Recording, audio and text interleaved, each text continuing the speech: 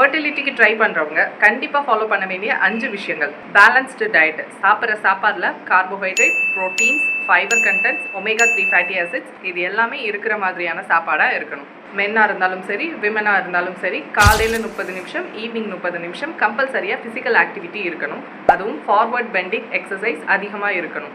Sleep management கம்பல்சரியாக 7 to 8 hours வந்துட்டு disturb இல்லாத ஸ்லீப் இருக்கணும். அட்லீஸ்ட் 6 to 7 ஹவர்ஸ் அது ஸ்லீப் எவ்ரிடே இருந்துச்சுன்னா உங்களோட ஸ்ட்ரெஸ் ஹார்மோன்ஸ் லெவல் எல்லாமே நார்மலாக இருக்கும். ஃபர்டைல் பர்சன்டேஜ் அதிகமாக இருக்கும்.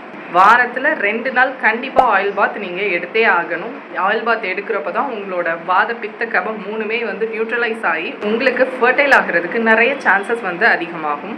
அதே மாதிரி மெடிடேஷன் ரொம்ப முக்கியம். ஸ்ட்ரெஸ் மேனேஜ்மெண்ட் இருந்துச்சு அப்படின்னா தான் உங்களோட ஃபர்டிலிட்டியை நீங்கள் கான்சென்ட்ரேட் பண்ண முடியும்.